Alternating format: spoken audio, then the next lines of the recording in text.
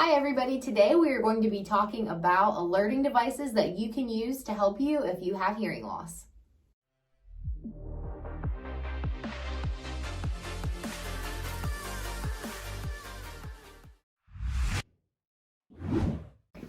Hey, I'm Dr. Michael Squires. And I'm Dr. Carly Squires. And this is Dr. Squires Squared. This is a channel where we have candid and casual conversations about anything and everything audiology. And if you're not sure what audiology is, make sure to like and subscribe to the channel, hit our notifications bell, and make sure to get all of our new content.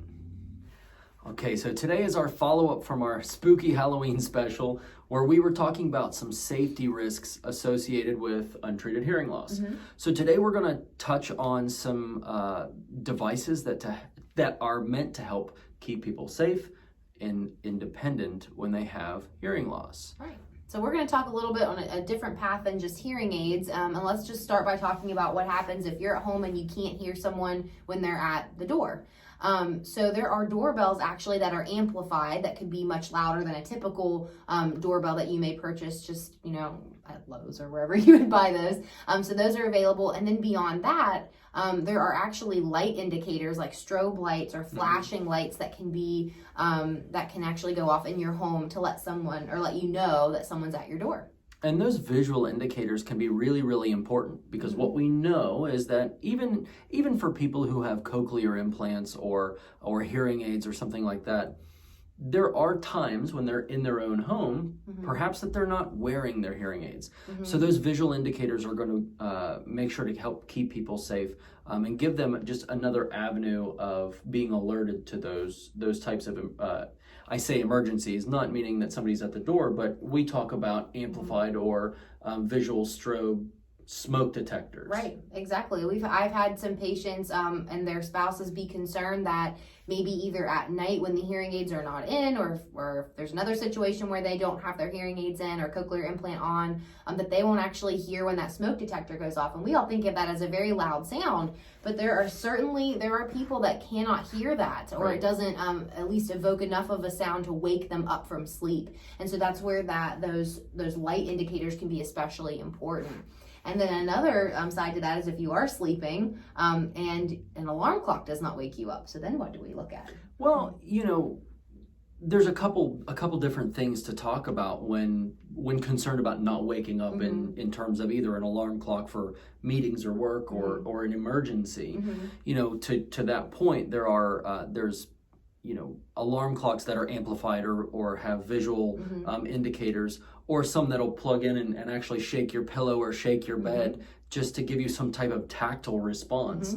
But really one of the recommendations that I like to give to patients who struggle with either waking up or being alerted is to contact your local police departments, contact your local fire departments, and just find out if they have a registry. Just make sure that they know that if something happens in or around your home, that you might not be able to hear them knocking on the door. It's kind of giving them permission to get in there and get you safe.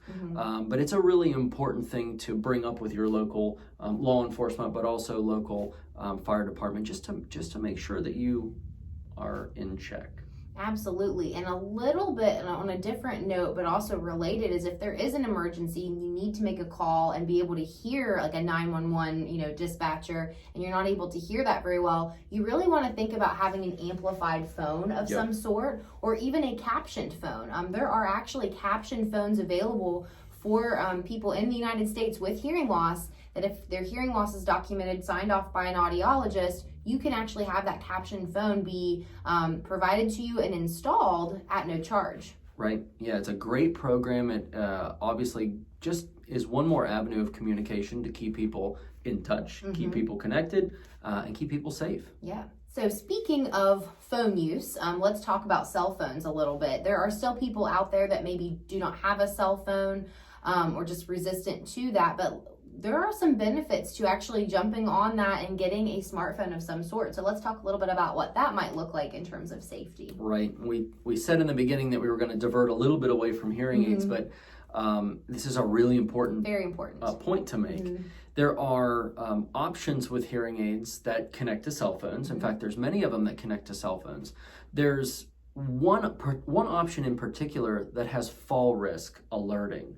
So if, for example, if I were to wear the hearing aids and I had a fall, I took a tumble and I maybe got knocked unconscious, or I'm too injured to get up, my hearing aids would actually send an alert to my phone, which would then alert somebody else that I had fallen.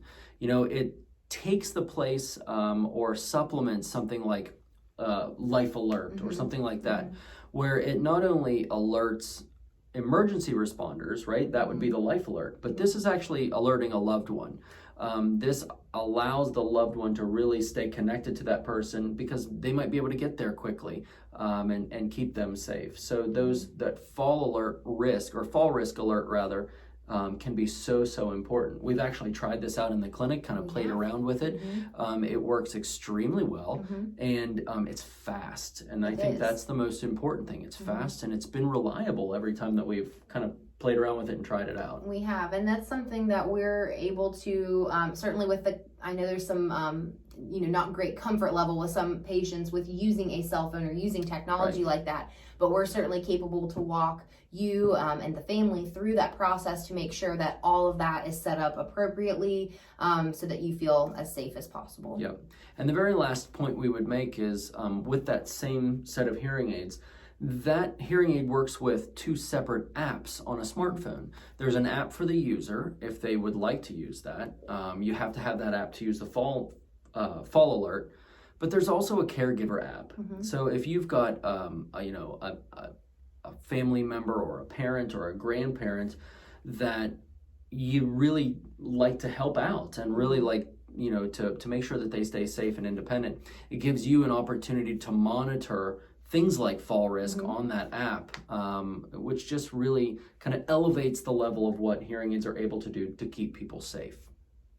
All right, everybody, thank you for joining us today for our episode of Dr. Squires Squared, where we discussed alerting devices that can keep you safe if you or a loved one has hearing loss. If you liked what you heard today, or if you have questions about further information about any of these topics, or if you have additional topics that you would like to know about, leave us a comment, or you can email us at info@hearwv.com, or call our office at 304-428-2403. Make sure to like and subscribe to the channel, hit that notifications bell, and until we talk to you next time, see ya. Thank you.